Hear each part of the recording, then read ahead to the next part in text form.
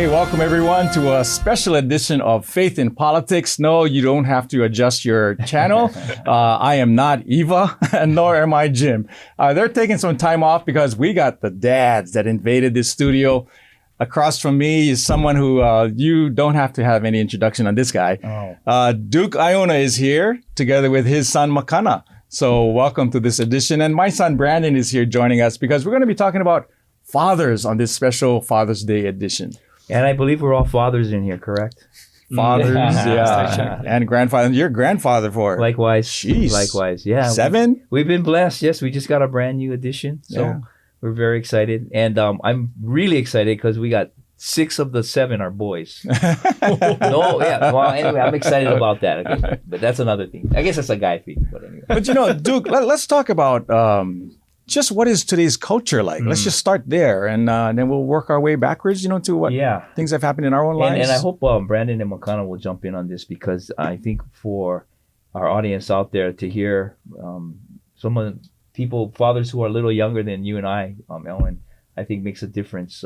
But I think they're calling us the absent father culture. Yeah. Because we have, we basically have, I don't remember the exact numbers, but I think it's something like 50% or 60% of the children in America are of single parent households. And the majority of them are with mothers as opposed to fathers. Yeah. And so we have absent fathers. Either it's because of work or because of, just being into themselves. Yeah. Or just not wanting to be a father. Yeah. And that's troubling. And it has evolved over time. I took a look at a graph not too long ago in regards to, when he had, I guess you could say, 2 parents at home back in the 70s. And that's not that long ago, right? Yeah. You and I graduated in the 70s. Yeah. But anyway, it's evolved to the point now where, like I said, it's up in that 60 percentile, almost 70 percentile. Yeah, I'm glad you're defining it and giving it some qualification on that because, absent father, physically absent, but so many. Are there, but they're not there. Right. Whether they are into sports or, even if we can say this, even pornography, that's a big deal. I mean, they say the pornography industry gains more money than all the major sports combined, ticket sales combined. And so fathers may be in the home, but they're not there. Mm-hmm. We have 2 young ones here. They're fathers in their own right today. What do you guys think? Makana, what's happening you see in your culture or in the culture that we're living in about fathers? Well, just like you two share, similar date as far as when you graduated high school, now Brandon and I share a special date as far as when we were born, which puts us in a special kind of, I don't know if you've seen this, Brandon, we have a new title. We're referred to as geriatric millennials because, yes, because we kind of straddle, if you will, the time where there were digital immigrants, if you want, digital natives, meaning we were there as Nintendo took over and all the technology started. And we kind of remember that entire transition.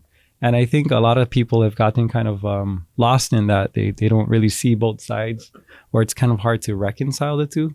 So I think it gives us kind of a interesting perspective, especially as fathers, to kind of bring up our children who are digital natives, if you will, to understand how all that technology can, like you said, create absent people regardless of their role in society. But it is something to consider when it comes to digital natives. My 2-year-old can navigate my iPhone with ease, which is really scary to consider. You look at different entrance exams for schools and they have kids on iPads. So you need to be iPad proficient by the time you're 4.5. But as Makana, you're alluding to, I think it's true when it comes to technology and how that affects fathers. We mentioned sports, pornography, even video games. Gaming is a big thing. And guys get really sucked into gaming. I know there can be gaming addictions and not just gambling gaming, like video games. So whether it's PlayStation, Xbox, iPhone games, and whether even it's not even playing video games, but it could be I'm on my phone even when I'm at home and I'm mentally escaping from the duties of fatherhood. Because rather than play dinosaurs with my kids, I'd rather be looking up stuff on my phone, whether it's I'm interested about a particular topic or checking a score or being on social media or having that kind of digitally curated life. You miss out on being a present person, let alone a present father. That's a good point. Great point. Yeah. And I see that, how technology, and sometimes we say, well, that's the younger generation. They're the ones doing that.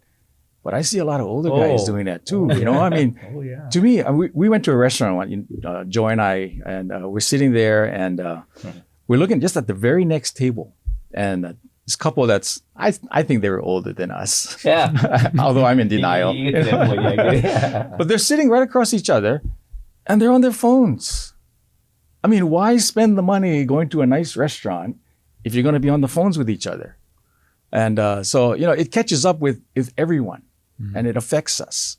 The culture that we're living in right now. You know what you brought out is not just limited to what you described. It's families. I've been to restaurants where I've seen the whole family Yeah. on their phones. So so it's not, that's not, I would say, anything unique. But let me just point this out in regards to fatherhood.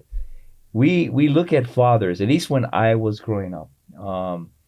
And unfortunately for my children, they didn't have grandfathers because both my dad and Vivian's dad passed away before they were born. Actually, Makana though was 6 months when my dad passed away, but he never got to know my dad. But they were like the heads of the household, right? Yeah. They were the head, and they led, and so you'd have family dinners, right? You'd go to the park. I remember when we played outside. We didn't do the digital stuff, right? So we had parks. We played sports yearly. I mean, seasonal, I should say, right? Baseball season, basketball season, etc. And this is something that you might say is trivial, but it's not. I think it's not. So we just put one of those swing sets in our yard, the old swing set with the metal poles, and all of that. A-frame swing And set. we got it from a park here in Oahu, Lanakila. Lanakila Park, and so they're talking about it. I said, have you guys ever noticed though, if you ever went to any park today, there's no swings. Yeah. There are no swings there. Why is that? Well, because we live in that other culture, which is called the litigation, right? Yeah. The litigious culture. You all know that, Elwin. So I mean, it's changed. Everything's changed. Fatherhood to be defined in another way, to be looked upon in another way, and so I guess the question becomes, how do we change that, or does it need change? I mean, are we good? I would say my perspective, no, because if we're at 60% of our households being single parents, I don't think that's optimal. Yeah. Let alone good per se. This program is faith and politics, and so let me just throw that question out there about politics. How does politics, do you see politics shaping the definition of fathers and the role of a father today? I mean, how does that play into all of this? Well, let's look at some of the policies and the laws that we have, on the books right now, right? So we have right now euthanasia, which is pretty much prevalent throughout America, right? We have abortion, which has been prevalent for a long time. And so you look at the family unit, and the family unit is typically not just man and wife, husband and wife, or father and mother, but it's children.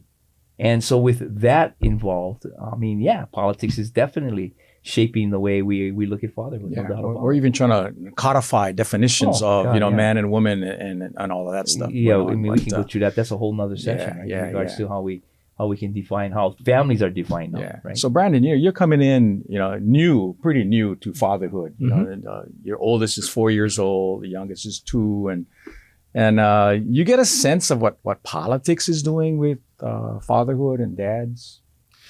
Honestly, no, because I'm focused on a 4-year-old and a 2-year-old, and I'm not paying attention as much to different policies. Part of that is just our busyness, but also I think there are different things that I'm hearing others talk about when it comes to policies and how that would affect children as they are raised, whether it's educational systems, values that are being passed through. I'd actually like to hear your perspective on it. As men that are in politics, like, what do you guys see when it comes to politics and fatherhood? Yeah, for me, I look at, sometimes I see politics more as an excuse of personal responsibilities that we all should have anyway.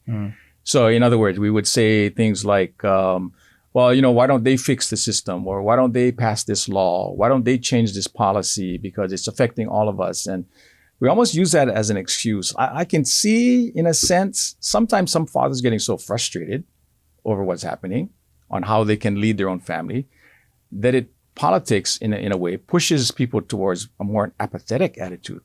Dependency. Yeah. Or so why should I get involved if they're just going to do this anyway? So I'm just going to do my own thing. And it draws them away from a responsibility that they should have had. What have you seen, Makana? I mean, your dad has been in politics for many years, and has it shaped him as a dad? I know it's done a lot for the community and helped us in many ways, but what did you see and if it's too confidential, we can air it anyway. No. But we will. No, I think my perspective on all of this really stems from my now profession, which is teaching. Mm-hmm. And I get the privilege of teaching 16 and 17-year-olds about morality and social justice, which I do pull a lot of experience from our family's 8 years in being involved in politics. And I think one interesting discussion that my wife and I just had was about debates and, talks that politicians get into, town halls, etc. And she was like, why don't they just answer the questions? Mm-hmm. And I said, well, I sat in some of his trainings and I remembered, Dad used to always answer the question. He would get stopped. No, don't answer the question. Talk about what you want to talk about. Yeah. And it's kind of been that mentality, even us growing up. Be what you want to be. Mm-hmm. Be who you want to be. Mm-hmm. Do what you want to do. Don't let anybody tell you cannot, right? And I think what I've seen it boil down to is that people have redefined what it means to be human. I don't think it's around, your role or whatnot. It's really how we define the human. That's where euthanasia becomes acceptable to people, or abortion becomes acceptable, or even pornography for that instance, right? How we see the person is really the essential thing. So just like Brandon, I don't really feel it at my house because that's our church. That's our sphere of influence, right? Yep. That's what we see. So at our house, that stuff doesn't really exist or penetrate. Yeah. Not yet as well. I think that's the key, is not yet, because we know there's things that are brewing in different legislatures, whether it's local or federal, things that are coming down the pipe that will affect us in different ways. And sometimes as Hawaii, we feel like, oh, we're so far removed, what is this? Maybe eventually it'll get here, but not here, but it will. Mm-hmm. And I think that's when things come to light. We say, oh, how's this going to affect us? Yeah. When it comes to the basic duties of everyday fatherhood, man, I'm changing stinky diapers. Right? Yeah. I'm waking up at night to put my kid back to bed. And at its essence, that's what fatherhood looks like on the day to day. For you, and then you guys are good fathers. I know that. But let me just throw this one out, because when we were growing up, it was a male and a female. That was it. So we're talking about now how we're redefining gender, and you guys now, and this is what you're gonna have to deal with your children. And now, what do we have? How many categories do we have? Something I mean, my wife pulled it out the other day. She said something like 30-something different run out of categories of genders. I mean, sexual identity, I should say. Is that what we call it? Sexual identity? Well, that's why there's a lot of different ways people state different concepts and ideas. They use different words for the same idea. But I think for our family, because we're just ahead of Brandon, if you will, as far as grade levels and interaction, our kids are coming home and hearing things from other kids. And that's how those things brew and get into your family. Yeah. It's really the interactions that they have. And we've never wanted to shelter our kids from that. We thought that that's the exact opposite of what Christ wanted for, a godly family, for us to be engaged in the world. Yeah. And so when our 4-year-old comes home and is like, oh yeah, my friend told me she has 2 moms. How does that work, Dad? Yeah. I didn't think I would be having that conversation with a 4-year-old. I practice having those conversations with 16-year-olds. Yeah. But it's been good to see that they come to us first and they know where to go to kind of find good information. And I think that's what I see with 16-year-olds who are really lost or maybe deal with a lot of frustration or anxiety or confusion. Where do they go? Yeah. Social media. And that's why faith is such an important part. And that's why this program is called Faith in Politics. Right. And we so appreciate, conversation. And we're going to continue this. You're watching Faith in Politics. We'll be right back. We have a mission here at Kalo TV. We continue to be the only local Christ-centered media outlet in Hawaii. God has planted this station to nourish believers and to harvest souls for eternity. It's a calling we hold dear, and today we need your help. Partner with us as we continue to create original local programs. We're so very grateful for that whole journey. Walking down to our story room. Oh my God. So it's where the state cannot tell the church how to run their services, what songs to sing. Showcase solid biblical teaching. We reach more people in one day with the broadcast of the gospel. It's music to God's ears. Improve our infrastructure and influence social media. In these dark and disruptive times, there's never been a greater need to be rooted in God's Word. The kalo plant has been a sustaining food in Hawaii for centuries, and Kalo TV aims to bring much needed spiritual nutrition to these islands. Are you willing to labor with us for Hawaii, for your ohana, for the next generation?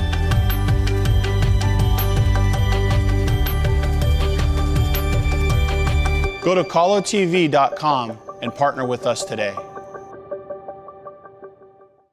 Hey, welcome back everybody to Faith in Politics. We had a great discussion on, fatherhood as a culture. I want to kind of shift this topic if you guys don't mind, and let's get to some of the nitty-gritty on this, and let's kind of get to what is the definition of a father. And I'd like to start this way. My God, I can't even remember how long ago it was, but Pastor Elwin was a big part of my faith life when I first got elected, and we would gather, and in any event, I recall at one point he says, "Hey, he told the group, I want you guys, if you guys want to, I'd like you guys to be not guinea pigs, but I'd like you to kind of test this program that I had, and it's called The Authentic Man." Yeah. And we all said, "Great, let's do it." And I got to tell you, it was Elwin, it was fantastic, and Elwin did that for, I can't recall how long it was, but it was several weeks. And then we took it to your church, and we did it at New Hope, and we were doing it at, he said 5, but I think it was 6 o'clock in the morning. But anyway, it was early in the morning. It's an ungodly hour. Yeah, and we had like, my God, I don't know how many. We had a lot of guys there. And I got to tell you, it starts this way. And this is where I'll start it this way, and then you guys can jump in any way you want. But before you can define what a father is, you got to define what a man is before you can define what a father is. And I remember the basic definition of a father was you reject passivity, you accept responsibility, you lead courageously, and of course you accept God's greater good. Mm-hmm. And that was the 4 basic tenets of being an authentic man.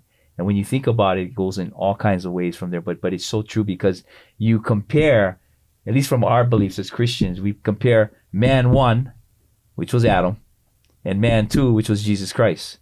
And we all want to be man 2, Jesus Christ, because I don't want to be the guy that comes back when I see my maker at the end and say, "Oh, it was the woman that made me eat that apple. Not me, it was her. Please, you go talk to her." But anyway, that's kind of how it started. And so we can talk a lot more about fatherhood, but I thought that was a great way to start with what it was to be an authentic man. Yeah, that's awesome, Duke, that you remembered all that. Oh, no, I believe me, it's embedded in me. It really is. It made such an impression. But to mention that when we opened it up to the church, that over 200 men showed up at that hour in the morning, speaks a lot about people wondering. Of course, there was food. People want to know. Guys want to know. And I downloaded the program from a church in Arkansas, and they started off there, and they advertised it actually in the newspaper. And so they had a lot of people from the community coming who are non-Christians, because men want to know. Mm-hmm. We live in such a confusing time where the identity of a man is being floated around in so many different circles that nobody knows anymore. And it's more so today, So that program was back in the 90s. And even today, men are trying to figure it out. And so when we look at, things that are happening in this world, what do you think is causing us to limit the way that we think about manhood versus going straight to the Bible? Why don't we go straight to the Bible? Brandon, what do you think? Well, first of all, Duke, I like what you said, but it is a little odd to hear a former judge say man 1, man 2. But can you read off that list again one more time? So, you mean what the 4 pillars of okay, so it was reject passivity, right? Accept responsibility, lead courageously, and accept God's greater good. The fact that that's embedded in your heart and mind and the way that you lead and live is obvious, because you see that that's a very countercultural way of approaching responsibility, kuleana, as far as being a man in general. And, the way that we're building this conversation as far as defining a father, yes, but defining a man, it's almost like that step. The question is often floated, so when did you become a man? And we don't have different rites of passage or, bar mitzvahs or things that we do that we've seen in other cultures as far as like, here's where you're finally declared a man. Is it 18? Is it 21? Is it when you have, your child, or what is it? So I think in light of that, as far as accepting responsibility, rejecting passivity, that in itself is such a core idea of what it means to be a citizen that contributes to what we're doing, not only as a country, but as a people. Mm-hmm. So when I think about fatherhood, manhood, it's this idea of, hey, what is my responsibility? How can I own up to that? So much of that rejection of responsibility and just being so passive is prevalent in our society, to the point where, as we mentioned in our previous segment, apathy is so prevalent that many times we just don't want to do anything, whether we feel powerless, purposeless, hopeless, and we just don't even know what could happen in the first place. I think when it comes to manhood, we see this developing even from younger ages. And Makana, you're working with teenagers, right, as a teacher at Damien High School. So seeing this happening even in younger ages, as far as like the identification of self, well, who am I, what am I doing, and developing into the 20s, into the 30s, and now into 40s, like, wait, what am I doing again? It's a big quandary for men as we grow in this new era. Yeah, I think, at Damien Memorial, the motto is Viriliter Age, which originally was translated as act manfully, because it was an all-boys school. When they brought the girls in, they said, we have to kind of rethink this. So they had to really get back to the core of the Latin and Greek. What did they mean by acting manfully? And so the new translation is act courageously, right? Courage is one of those virtues that really signifies, I think, that of an authentic man, if we're going to use that terminology. But I think that's really it too, Brandon, is that, owning up to your mistakes, being okay with taking on responsibility and maybe failing. I think that seems to be something that's very difficult for people to do at any generation, but especially today. I do a lot of reflections and things, and a lot of times you hear this pronoun floated, pun intended, they. It's they. If they would just do this, or if they would. And when I come back with a comment saying, well, who are you referring to? A lot of times I don't get a response. A lot of times there's not really sure even where any responsibility really ends or begins. And I think that's where that apathy comes from. And so I think, another big part of, being authentic and being manful, if you will, is really empathy, right? Changing that around, not being so disengaged, but engaging more and trying to understand more. And I think that's really, I think the hardest thing about being a man is being able to have a discussion. Yeah. Being able to have a discussion. But it's not overpowering. No. When we say reject passivity, it's not meant to be where you dominate and you commandeer your family and you dictate, what should be. This is the way you're supposed to be, but this is my household kind of deal. It's not that. But how does a guy kind of arrive at that balance between loving graciously as God wants us to love our family, but yet still leading? Because I believe that God has given us an order. There's a structure. Everything has to have a structure. When you build a house, you're not just going to slap things together and throw it up in the air and say, okay, wherever it lands, right? There has to be some kind of set order. And I think in God's design, man was designed to be the head of the household. But yet you have this opinion, in society that shapes up. They say, oh, no, we're all equal. And, we have to be identified. We get this gender identification issue now that's going on. So Duke, what's happening there? And how does a guy regain that godly structure in a household? For me, and based on my experience, I think it's all about pride. I think with men, the biggest obstacle to them being empathetic and being courageous the right way, because you're right about that.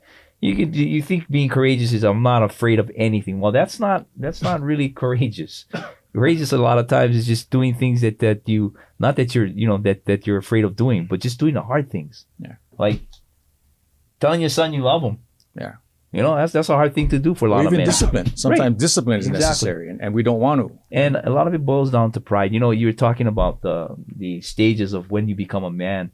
I remember I read this book, and it was about this professional football player, and he's a Christian now.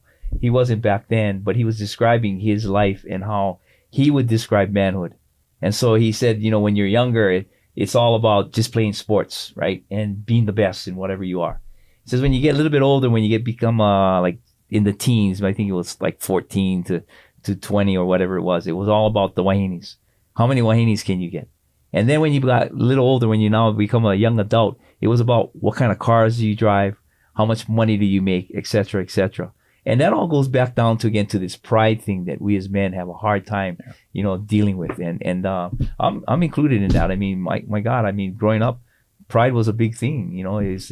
It's one of those things that you got to get rid of, and it's not that easy to just put it on the side and say, I'm not going to be prideful anymore. Yeah, and also living in this consumerism culture, right, where we allow the marketplace to define who we need to be as a man. You're not a guy until you drive this car. Yeah. You're not a man unless you take your family to Disneyland or whatever. And it kind of, it can bear on a person's confidence in how they're leading, because we're comparing ourselves to what we're seeing on social media, especially social media, right? My goodness. People post things, wow, their family's like that. How come mine isn't like that? And then your wives get involved. How come we can't do that? And then the whole thing blows up. Brandon, the confidence level of being a man and a father in your family. So you're relatively a new father. Tell us about your confidence level. Are you entering into this season like, man, I know I got it? Or, I got it, man. I've seen so many Disney movies. I got it. Okay, all I got to do. True story. So scenario, a year ago, my son is 1 and he's waking up 5 times a night, and I'm getting 0 sleep. And I'm wanting my wife to sleep so she can have a semblance of sanity during the day, because I have to go to work later in the day. And I am done. I'm like, this is the worst. I didn't sign up for this. All right, when I thought of family, what I pictured what we were going to do, it was going to be fun and beach and picnics and hiking, and it was going to be a good time. I did not sign up for this. So confidence level, that scenario, 0. Negative. Put in the negative quality. But when I talk to other fathers, they're like, yep, I've been there. Oh, you survived, because I'm at my last straw. No, it's going to be fine. God's going to get you through it. And I think as I talk with others like my dad and others who have been there, done that, and not placating or patronizing me, but rather encouraging me, saying, no, like, stick with God. God's going to get you through it. Keep your wits about you. I think when it comes to confidence, the question is, where does your confidence come from? And if my confidence is in myself and my abilities and other things, yeah, it's not going to happen. Social media, it's the worst. Like, if I compare my regular life to someone else's top 10, I fail every time. But if my confidence is found in what God is doing through me, even my weakness, as Paul talks about, when I'm weak, then he's strong. So I think as a young father, seeing that happening really helps as far as confidence in being a father nowadays. Hey, we got a lot more to talk about. I think you're enjoying this segment of Faith in Politics, and we'll be right back. Aloha, I'm Eva Andrade. I'm the president and CEO of Hawaii Family Forum. And Hawaii Family Forum has been serving the faith-based community right here in Hawaii since 1998.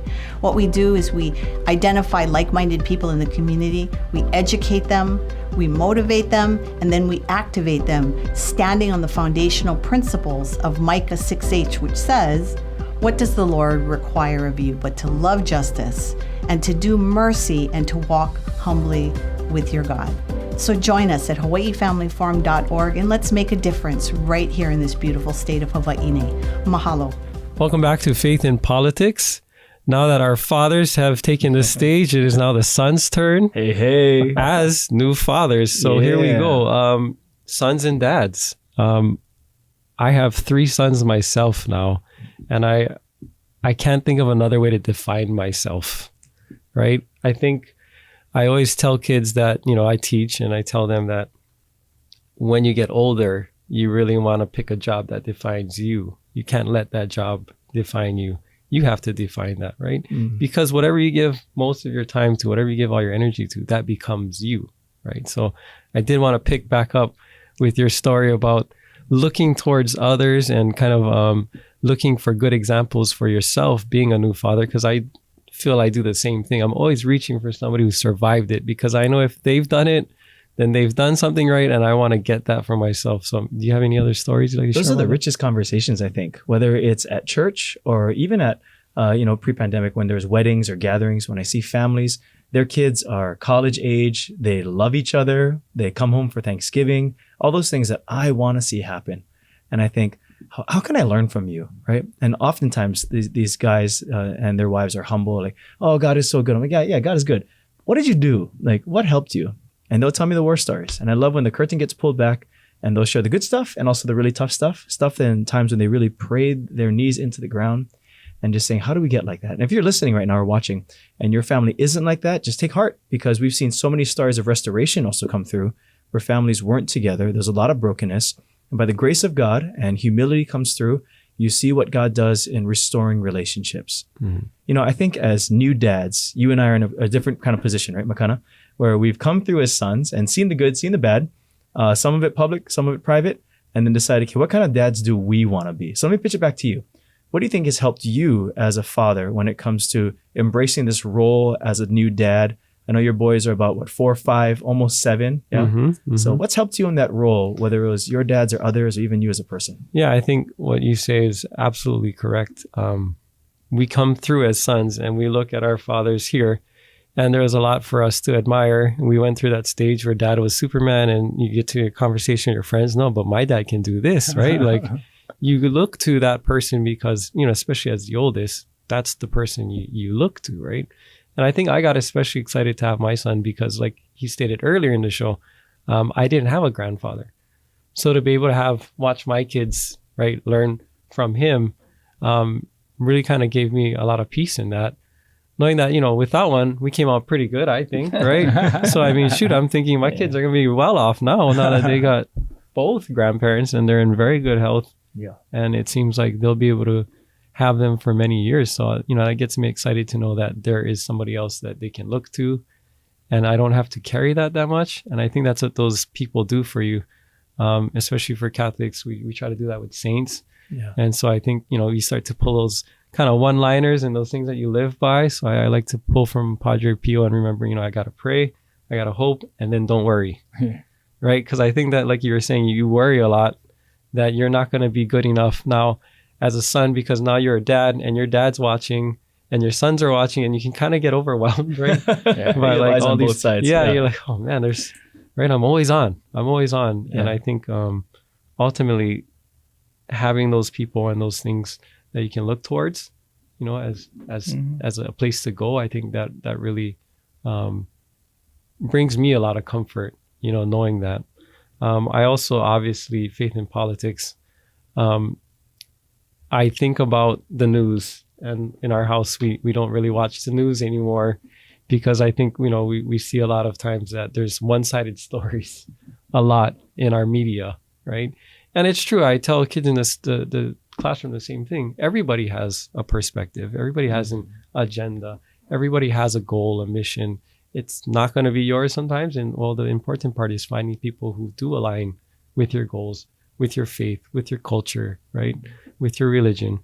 And so for us, I really always lean on Ephesians 5, you know, because I think one thing that we can see from our dads that I think we try to emulate a lot in what we do is service, right? Service, this idea of service, I think is kind of getting pulled away.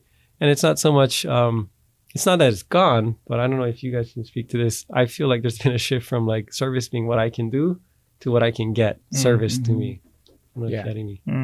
Yeah, I think that's a big issue today. You know, what am I entitled to versus what can I do to contribute? And I think that shapes us as men, especially. Because again, and I don't know why the word apathy is such a big deal for me today. You know, as we're talking about that, we talked about it in the previous section. But sometimes we just get so turned off by everything that we just don't want to get involved. We don't want to do, we don't want to get. We just leave me alone kind of deal. And that's affected fathers. And, you know, I hope the young ones, you know, don't feel that way. I think if there's something that I can just transfer to, you know, you and those that are watching out there, is that grace. You got to give grace, man. I held a lot against my own dad because I felt he wasn't around. He was a construction worker. He was tired, yet he would go gambling and stuff, and never had that time with him. But as I got older and I began to experience my own son and living and that course that we took, you know, taught me one thing. And this one thing I really remember, he said, basically, he said, give your dad some slack, because they never woke up in the morning to read a book on how to be a dad. Neither did they wake up in the morning thinking, okay, let me see how I can screw up my son's life. They just didn't know any better. And they tried to do the best that they could. Mhm. And so for me, if I can pass it on to you guys and people out there, do the best you can. And, nobody's expecting you to be the perfect person. It's okay to fail. It's okay to miss something, so long as you keep loving your family and your wife and whatever. So Absolutely, you hit that point, and what that brought back to me in regards to the program we had. It was about unpacking your bags. That was one of the ways how you come to define yourself. And so you look into your past, and you got to unpack your bags, and you got to look at the things that really did, and confront it, things that really did hurt you, or were really positive, or whatever it might have been. But you have to look at that, and if you don't look at that, then you're never going to be able to become the man that you need to be. And going back to what you said in regards to what kind of brought it up about service, a lot of protests today. A lot of people going out there and chanting and doing all of this stuff. And my response to that, to many people, have been, it's great. You take a position on something and you have passion on it. But really, the bottom line comes down to, and we talked about this earlier, I think, what are you going to do about it? What are you going to do about it? I mean, chanting and marching and talking and screaming, that's one thing. But that doesn't do anything. And so I think for us, people of faith, we understand what it means to serve God, right? To be servant leaders. And so we get out there and we model the best we can, right? I mean, our bishop, his theme is, witnesses for Christ. I want to be that witness for Christ, and I pray that every day. Please, Lord, just let me be that witness that you made me to be. Not who I want to be. It's what you made me to be. And I just want to make sure that I can do that. And to me, that's where the service comes in. And we're not seeing a lot. You're right. It's about entitlements. It's about, what can government do? I mean, all we got to do is look right now, and we see that they're having a problem getting people back to work. And why is that? Well, if you're receiving 300 plus a week in unemployment, and you're getting the max you can get, and you don't have to report whether or not you're looking for jobs or anything, who wouldn't want to work? Yeah. Right? Who wouldn't want to collect that paycheck? And that's the culture that politics is building. And I guess they don't see it. Or if they see it, they justify it in some way that makes it right. And maybe it's me, but I don't think so, because I think there's a lot of people who agree with me in saying that's not right.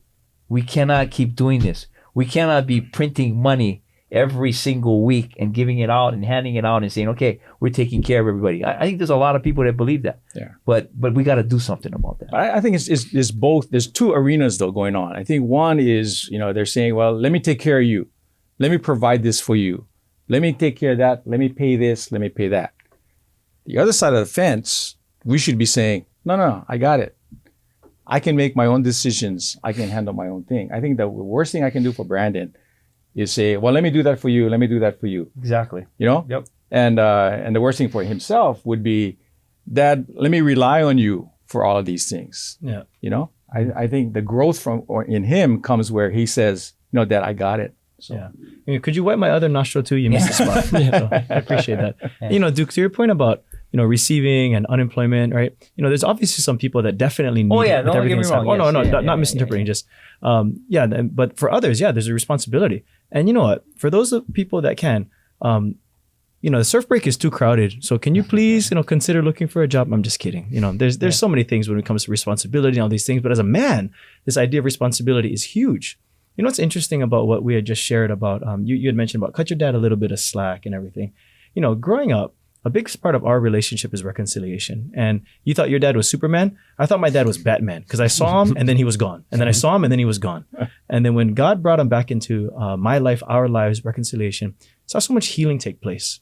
And, as we had these deep conversations about, Dad, you weren't around these parts of my life. And I love his honesty with me. So, owning up to mistakes and decisions that he made. How could you not be around when I was this age and this part? As a new father, I get it.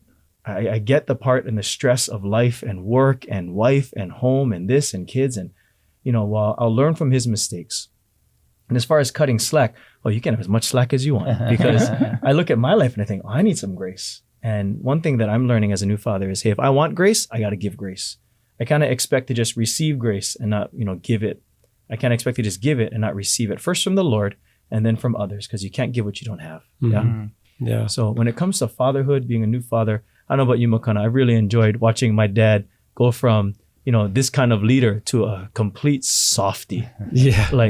Real hard line with me and certain things, right? Yeah. And then with my kids, Oreos and ice cream 24/7 for breakfast when I drop them off at the house. That's the job of a grandparent, right? Not that bad. No, I mean, I totally hear all of that. And I think one of the biggest things for me was thinking about all those big things that my dad instilled in me with those talks where it's like, you're the oldest brother, right? And like it starts off with this finger and this look and this tone.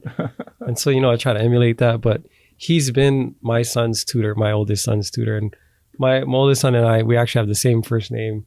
We were actually born 11 hours apart. Wow. There's a lot of backstory to that. But, he had him and he's always a good, bright kid in class and whatnot. And when they went back to school, he started getting in trouble and he started lying and he just couldn't tell the truth. And we've been going at this for a month and I just couldn't figure it out. Like, what does this kid need? And I started to think about what Brandon just said. What kind of grace does this kid need? Because we were trying the whole, we'll take this away, or that wasn't working. And I couldn't figure it out until he got on the video games with his brother and they were fighting and he was getting frustrated because his brothers weren't as good as he was, right? And I had immediate flashback to when my dad didn't scold me. He let me kind of put my brother down about this thing he was going to buy, gaming system. And I told him he wasn't smart about it and everything. And he said, you shouldn't have done that. I think you hurt your brother. And that stuck with me. And it came back to me at that moment. And I was like, you know what? I think I got to tell him about what I did to my brother. So when I shared that with him, he started to just cry. And he just started to really kind of get it. He's like, wait, you made a bad mistake? And he's like, and I was like, oh, that's what he needed. He needed to know that his dad too makes mistakes and needs grace. Yeah. And I think since then, he's been a totally different person. I think that's what he needed. And I started to really kind of understand a lot more what it really means to be authentic with my son. And it's been building my relationship because we're both nerds too. I guess I'll end with this one. If anybody's a fan of Mandalorian, we have a lot of intellectual conversations, my son and I. He knows. So we're driving down and he says, Dad, the stop sign, what is it made of? I said, metal. He's like, well, why is it made of metal? It's got to be strong, son, in case somebody hits it, you want it to withstand. It's got to be strong. He's like Beskar. And I was like, that's awesome. This Star Wars joke. But anyways, I'm sure we'd love to wrap up this conversation. We'll end there. This is In Faith in Politics, and we'll take a break. Aloha. Are you a Christ follower looking to create content with a difference? Join the ministry team at Kalo TV for a life of adventure. Imagine accomplishing great things that shape our culture. Could that be you? We are looking for creatives that are passionate about video projects from concept to delivery. Are you excited about editing, lighting, camera work, and all this to spread the gospel in creative, relevant, and unique ways? Regardless of your level of experience, contact us and let's see what the future holds. Go to kalotv.com. We're looking forward to hearing from you.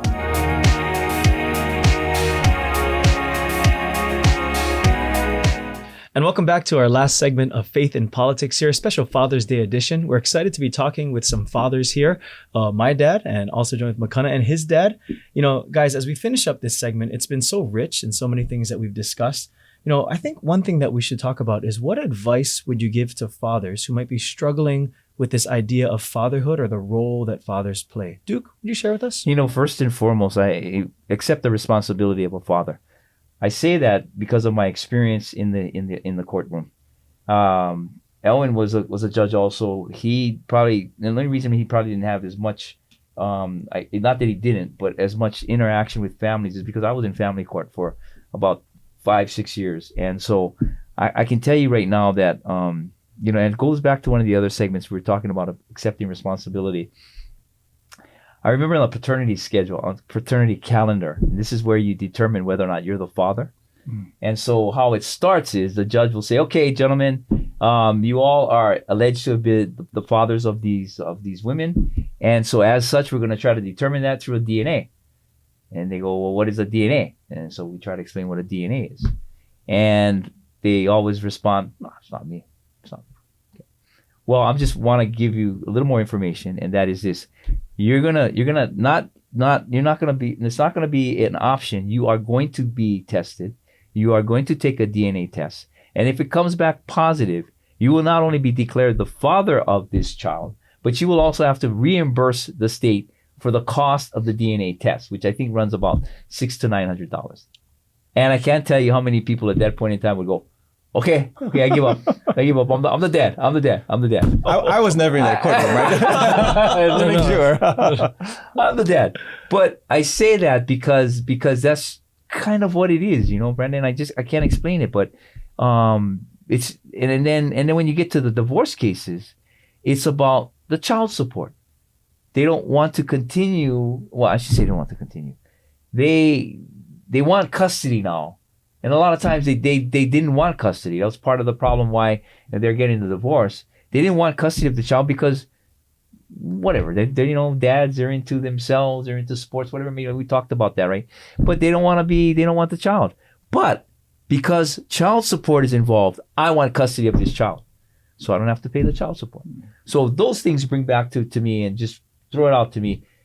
Gentlemen, you have to accept responsibility. Why is the state now going to be responsible for what you created?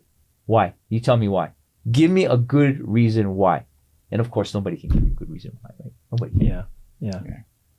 And I think that's the most freeing thing of being a father and a parent, so I can relate, right? Because, I've been through the divorce, Brandon's mom and I got divorced, and there was child support and all of that involved. And I remember struggling, before I became a Christian, I'd be struggling as I'm writing the check, but once I got to the point I became a Christian, and I really believe the Lord said, take responsibility.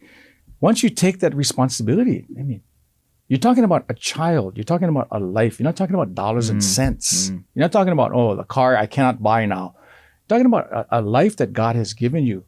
Man, the weight of guilt and emotions is just lifted, because now you get to take responsibility. Not that I have to. I get to do it. Right. Because now that's a gift that God has given to me. Right. And I would say this to some of the fathers that are out there, and it's something that's really helped me, especially with Brandon, and helping us to be reconciled with one another. And that phrase that I use a lot of times is initiate, don't hesitate. Because many times as a father, or, in situations like that, and we're dealing with many families that have been separated and damaged. How do I restore that? How do I get back with my child? I want to, but I don't know how. I would just say this: initiate, don't hesitate. Your actions as a dad towards your child should not be dependent upon the child's reaction to you.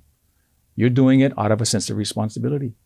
And so what helped with, our reconciliation was I called him. He was 16. I called him to invite him to a conference. And then I got a little bolder. I said, no, it's a men's conference. And I said, no, it's a Christian men's conference, But I don't think if it wasn't for that call, I don't think it would have set us on this road towards full restoration and reconciliation. But you got to initiate. Don't feel that, I don't know if he's going to respond. I don't know if he's going to love me. I tell some guys, write a card. Your child is living on the mainland. Write a note to them every single day. Or what if they don't write back? Doesn't matter. You're writing it because you're the father, and you initiate. So, well, I got to thank you for being so honest and transparent with your relationship with Brandon. But one of the things that I wanted to point out, talking about accepting responsibility, and this will go probably to the moms out there, because I've counseled a lot of women out there when they've become pregnant, and then of course the father doesn't want to be involved, and they say, I don't want him in my life. Yeah, I don't want him in my life. And I always say this. I always say, no. But for anything, that person is responsible by law to care for this child. And so hopefully what that does is it sets off this, what you said, this chain reaction into not just accepting responsibility legally and financially, but hopefully it'll get to you where this is my child. And now they will become involved in this child, because I can't bring the mom and the dad together, right, as a husband and wife, but I'm sure I can bring together mom and dad as mom and dad for this child. Because we all know that, right? We all know the risk and the and the dangers of a child being raised by just one parent. when really two parents are involved, and they should be involved, and they continue to be involved. And so, again, I point that out because there's a lot of women out there who just say that I don't want them involved. No, it can't be that way. It just cannot be that way. Yeah, let me turn to the son. Makana, for sons to relate to their dads, what would you say to them? So there are men listening out there. Maybe some have had a struggle with their dad, relating with them. What can you give them? What advice can you provide for them? Honestly, I mean, the biggest thing I could ever say is love your wife. Love your wife. Like you said, it's all about your actions, and whether your kids respond or not, they're watching. I'm going to put my brother a bit on blast right now. Sorry, Coop. We were watching his son, and he's sitting with my other son, and I happened to be home that day, and they're just sitting there, and his little boy just puts his hand on. He's like, "Oh, I already told you that." But we're just watching TV. He's just saying it to himself, and he'll just randomly do that. So my brother comes to pick him up and says, "Hey, I saw your son doing something a little awkward there." And so I tell him and he just gets all ashamed, and he's like, "It's probably from us." I was like, no, I know it's from you. I think that's funny. And we kind of talk about my kids do the same thing. And so I was telling him, whatever I do for my wife, they like to do too. So now it's this thing about my wife. My wife loves massages. Mm-hmm. So now my second son, he'll say, "Mom, massage is open."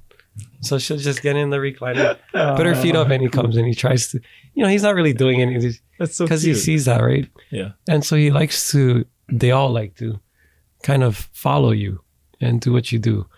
And so I think one of the biggest things, especially new fathers can remember, is that Disney makes you also believe that once you get married, it's happily ever after.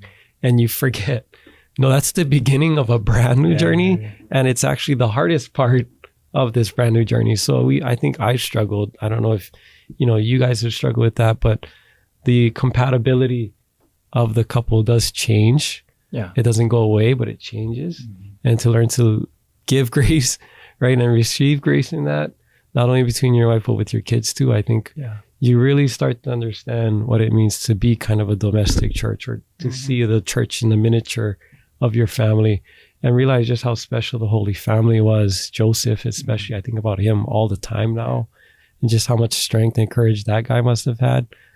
I mean, I just look to all these things, and I'm just amazed that I get to call myself a father and be in the company of all these people, you guys included.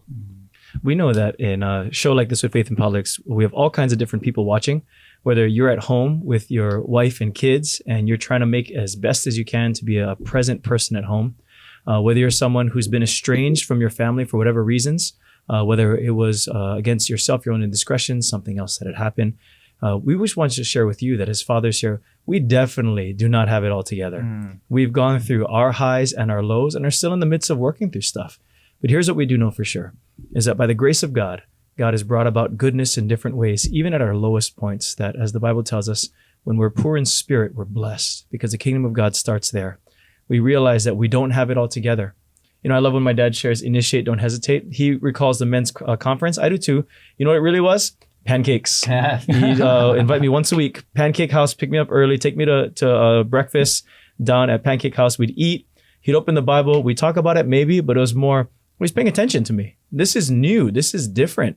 And I remember just having that consistent action over time. And because of that consistency over time, it wasn't big, loud, boisterous expressions of devotion and love for me.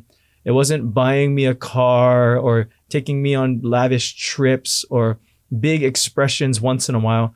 It was consistency over time.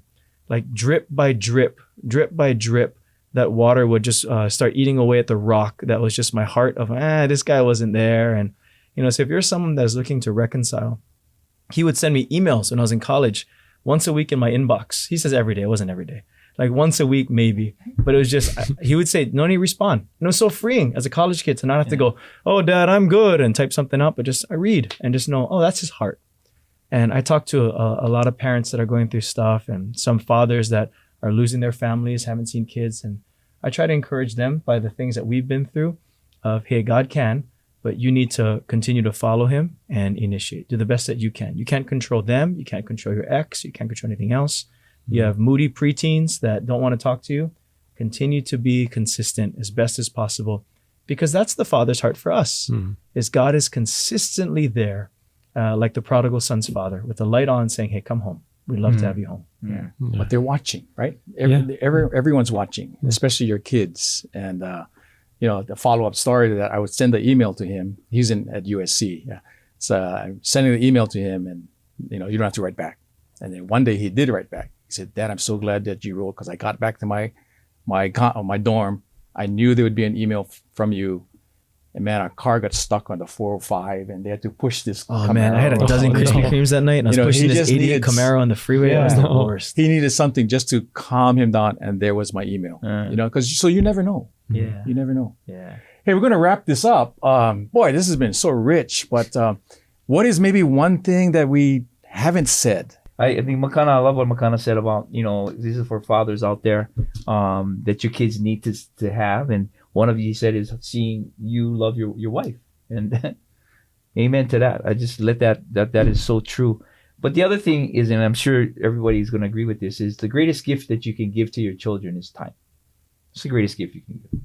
As Brandon said, not money, not a new car, not lavishing them with these, everybody thinks, if I give them something for Christmas, really nice, that's, I'll win I'll win their favor, right?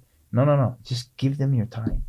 Yeah, Brandon, what is one thing that we haven't gotten out there yet, but something you want to get out? Someone needs to hear this. Put your phone down. When you're home, put your phone down. You don't need it. Put it away. Check it later when the kids are asleep. If you're at the dinner table checking emails, unless it's so pressing that you need to answer now or the deal will not get done, put it away. If you want to take pictures, great, but just be really mindful. As a young father, I need to be more mindful of being emotionally present. I am physically present. I think I'm emotionally present until I find myself on one screen while my kids are watching another. We should at minimum watch the same screen. At best, maybe not watch any. Right. But put your phone down. You don't need it. Yeah. Makana? I would definitely say the key is in the little things. We had one of our guys setting up here just saying the same thing when Brandon was asking about wrapping paper, even the way you wrap your gift, right? And I tell my students that every day, from the way you sit up, from the way you don't sit up, from the way you do, even just signing your name tells you a lot about what you're going to do with the big things. And I think that's so key with fatherhood. Mm-hmm. When my kid looks at me and says, Dad, can you play trains? I'm going to play trains. Yeah. You know what I mean? Like, when they ask me to look at something, even though it's the 100th time I've looked at the same dinosaur, yeah, I will look at this. And I think it's really what I guess I'm saying is, consistency from the littlest to the biggest things. And the thing that really reminds me of that is what you were talking about in regards to God's love for us. We love because he loved first. And I have to remember, I have to emulate that as a father to my kids. I have to love first, not be retroactive, like you were saying, or reactive. Yeah. But just to initiate and remember to do those in all things that I do. Yeah. I think that's, if we haven't said it by now, it is knowing your father. You will not know, I believe, you will not know how to truly and unconditionally love your children as a dad until you know how much your Heavenly Father loves you. Because if your Heavenly Father can love you, me, I look at just my life and it's just, we don't want to talk about it, but the revelation in my life, if you open up everything in my past, it's been so bad, but yet my Heavenly Father still loved me. And if he still loves me, why can't I then pass it on to my children and my family? And so I think the most important thing as we talk about all this, it all boils down to your relationship with your Heavenly Father. And so I would encourage you out there, if you don't know him, get to know him. So we're so glad that you were able to join us. Again, this is a special edition of Faith in Politics. And next time you join us, it'll be Eva and Jim. But hey, if you enjoy this show, tell others about it. It's such an important area, important topic. Share this with others about it. Go on your social media page, share it with others. See how you can just support the show in so many different ways. Thank you for joining us. Glad that you were able to just get a gem from this. This is Faith in Politics. We'll see you guys. Hello.